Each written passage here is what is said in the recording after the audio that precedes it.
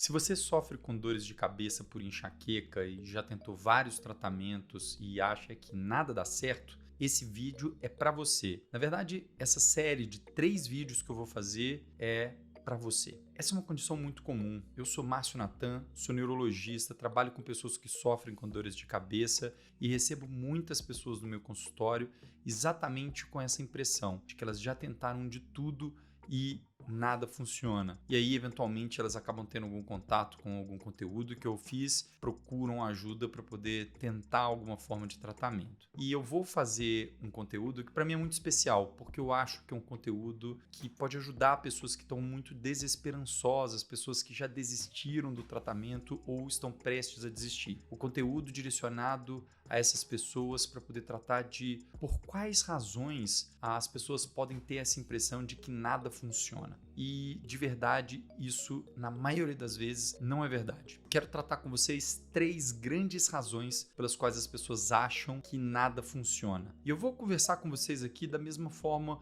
como eu trago isso no meu consultório para os meus pacientes. Então, sigam até o final desse vídeo e acompanhem a nossa série de vídeos sobre por que as pessoas acham que o tratamento da enxaqueca não dá certo.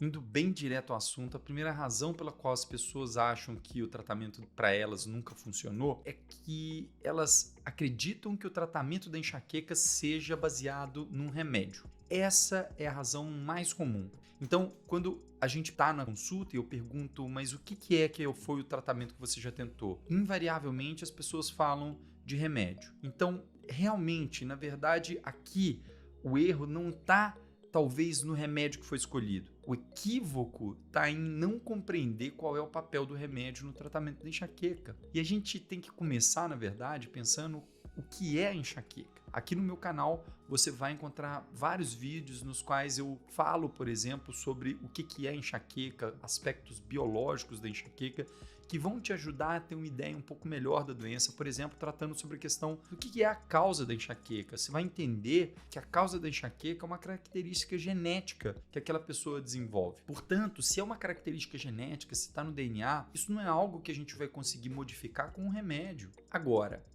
mesmo uma pessoa que tem essa característica genética, no começo tem uma crise aqui, depois de um tempo tem outra crise, e com o passar do tempo as crises vão ficando mais frequentes, eventualmente mais intensas, não passam mais com analgésico, e aí sim vai se tornar aquele quadro de enxaqueca mais grave que impacta um monte a qualidade de vida da pessoa. Mas percebam, na verdade essa pessoa não trocou a genética para piorar a enxaqueca. Existem outros fatores importantes que vão influenciar a piora da enxaqueca. E quais são esses fatores? É fundamental conhecer isso para que a gente realmente consiga ter efetividade no tratamento.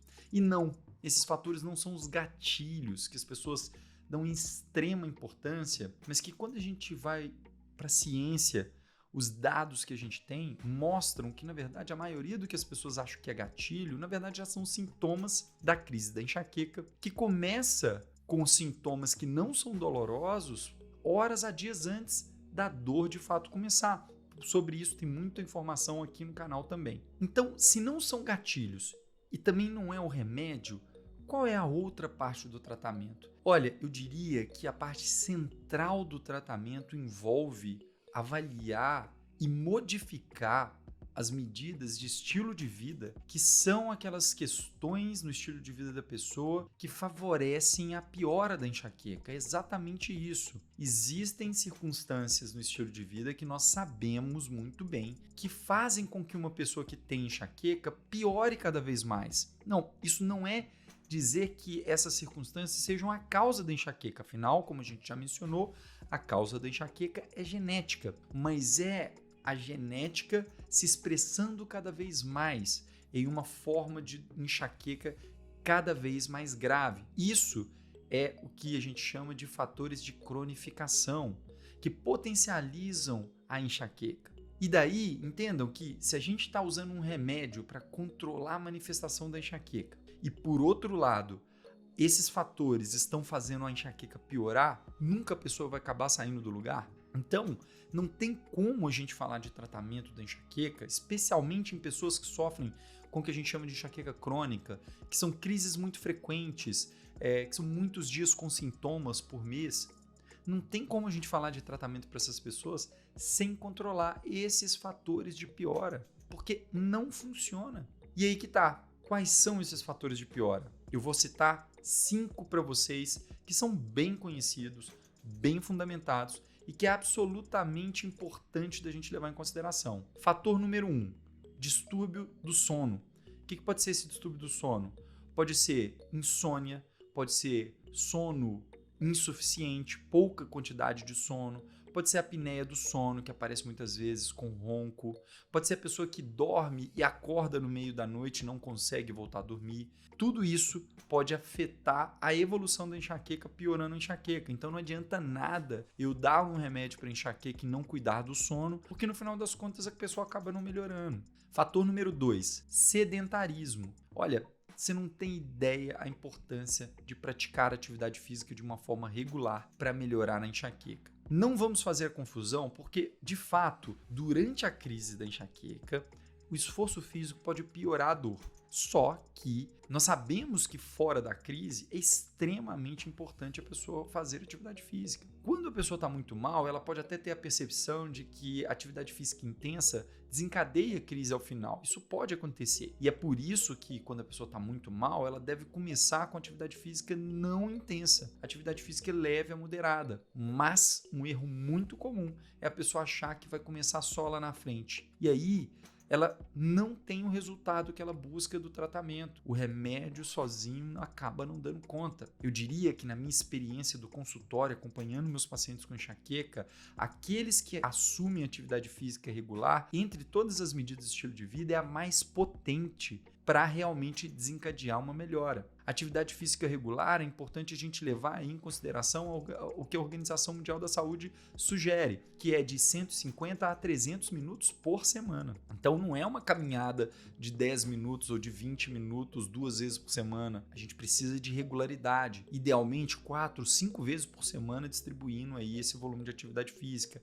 idealmente fazendo tanto exercício de força quanto aeróbico. Terceiro ponto, uso excessivo de analgésico. Eu não sei se você sabe, também tem conteúdo aqui no nosso canal sobre isso, mas o excesso de analgésico pode ser um fator importante para desenvolver piora das crises da enxaqueca. Então, é fundamental em pessoas que já estão fazendo uso mais de 10 dias por mês de analgésico, que a gente faça um tratamento para que essas pessoas possam sair desse estado. E não é fácil fazer esse tratamento, mas é importante, porque isso vai ser um dos pontos fundamentais para que ela de fato consiga a melhora. Quarto ponto, transtorno de ansiedade, sintomas de ansiedade. Veja, muitas pessoas confundem o estresse, a ansiedade como causa da enxaqueca, e isso não é verdade. Afinal de contas, muitas pessoas têm ansiedade extrema, transtorno do pânico, por exemplo, e não desenvolvem enxaqueca. Por outro lado, a gente sabe que se uma pessoa tem enxaqueca e além disso, ela tem uma ansiedade muito importante, isso vai fazer com que a enxaqueca, por sua vez, piore.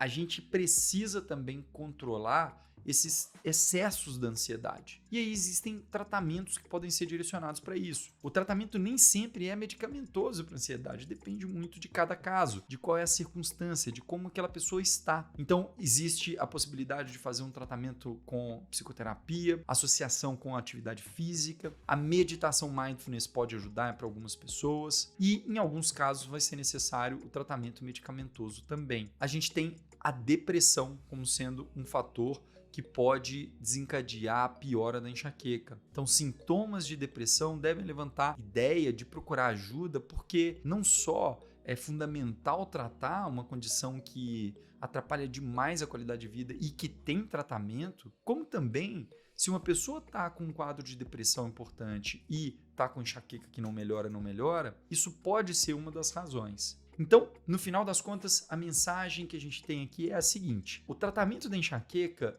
ele não pode ser baseado exclusivamente num remédio. E muitas vezes o remédio sozinho não funciona. Quando a gente, por outro lado, consegue associar o remédio que vai ajudar a controlar a manifestação da enxaqueca e seus sintomas com essas medidas que vão modificar o cérebro ao ponto de lá na frente a gente conseguir uma transformação real da doença, aí sim a gente tem uma grande chance de sucesso. Agora, a gente precisa pensar em outras questões, como por exemplo, número 1, será que eu estou usando o remédio correto ou o remédio da forma adequada?